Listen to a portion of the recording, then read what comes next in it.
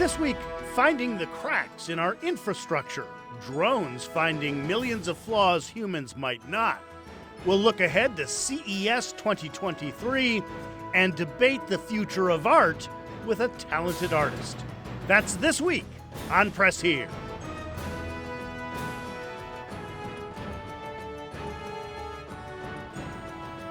Good morning, everyone. I'm Scott McGrew. We're going to say damn a lot this morning. And before I get in trouble with my bosses, let me point out this is the dam that we will be talking about. Is it safe?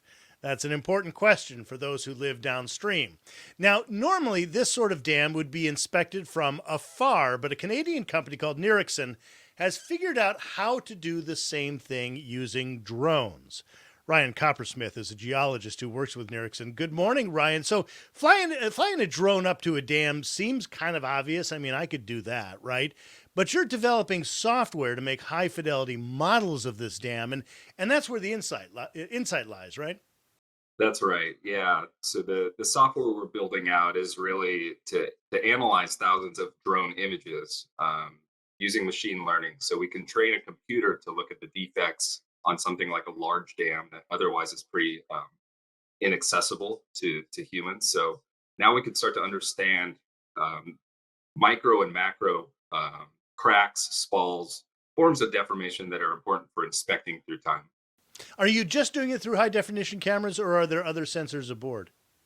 We have a few sensors that we utilize. So optical is one, gives us a beautiful imagery based model in 2D and 3D. And then thermal is a second layer. And we've also, the one piece of hardware we've developed in-house is an acoustic sensor. So this sensor flies around like a flying hammer test, if you will. If you're an engineer, you know what that is. Basically pinging the concrete to listen for signs of whether that's sound concrete intact or delaminated concrete, which can be an indicator that it might fail. I didn't even know such a hammer test existed. So seriously, engineers just do whack dams with hammers and listen to it? Yeah, it's a common practice to go around and sound the concrete. And now we can, instead of a human ear listening to that, we can record it with a microphone, really document that sound and position, compare it against a baseline, and classify it as potentially delaminated or sound concrete that's intact. Okay. All right. So how is this better than a human doing it?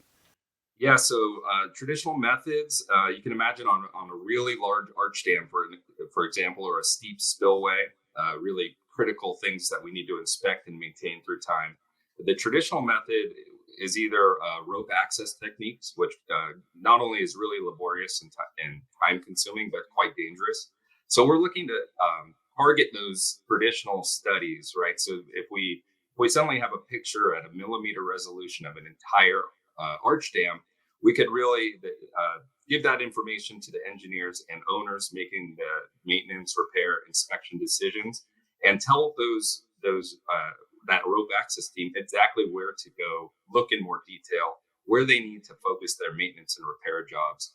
And this gives a better, more complete source of documentation than the traditional methods. Well, and you mentioned baseline, which makes me think about the data that could be collected over time. I mean, if you're using a very high definition camera, you could be measuring and documenting millions of cracks, which would be so laborious to just be writing down in a notebook for an engineer.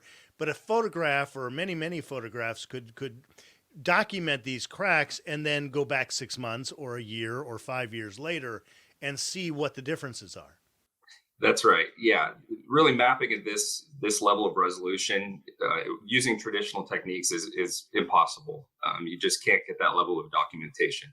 And you hit the point about the baseline is exactly what our mission is, right? So we want to build out a digital baseline, typically working at a millimeter pixel resolution that can be compared against throughout the life of the structure. So whether that's repeated surveys on an annual basis or that meets inspection cycles, for example, we can now not only map all the defects on the structure, but we quantify them as well. And that's really what we like to focus on. And Ericsson is the software and analytics side of that. So we map out all the defects, quantify those defects, and then through time, we actually can difference map them and quantify the changes that have occurred. And once you start to get growth rates on things like cracks and spalls, the future of our company is really becoming a predictive analytics, going into the predictive side of things, where we can actually see those trends and make proactive, predictive decisions on maintenance and repair. And you can do this on runways and bridges as well. I mean, you've got all kinds of infrastructure that this would work on. That's right. We've trained the computers to look at any defects or distresses within concrete or pavement, such as asphalt. So yeah, we're moving. We come from the hydro sector, moving quickly into the bridge and airfield sector.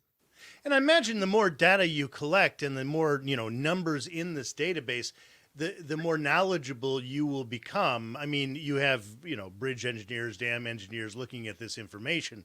But as you inspect, 1,000 dams over a series of years, collecting all these data points, your data gets that much stronger as far as predictions go.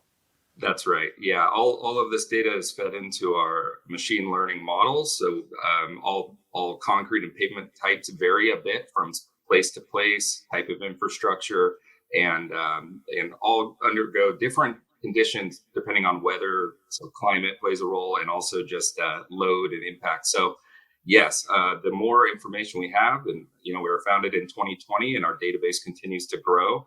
And exactly, we're moving, and we're really starting to do repeated surveys with clients, so we can already start to see those trends and changes through time. And your clients, I'm thinking, largely are government agencies because, very few private people own a dam. You're able to convince people to become customers? Yeah, so that's been a big part of my role here at Ericsson. So I'm really leading the strategic partnership end of things. And you're right. In the U.S., the 90% of the dams approximately are owned by government entities. So we've reached out to pretty much every group, from the district level up to sort of the headquarters in that case. But we also work with local utilities that need to meet inspection cycles, make informed, data-driven maintenance and repair decisions, and so a little bit of both. All right, well, keep the dam safe for us there, Ryan. Ryan Coppersmith, I appreciate you being with us. Ryan is with Ericsson, and thanks for being with us this morning. Press here. We'll be right back.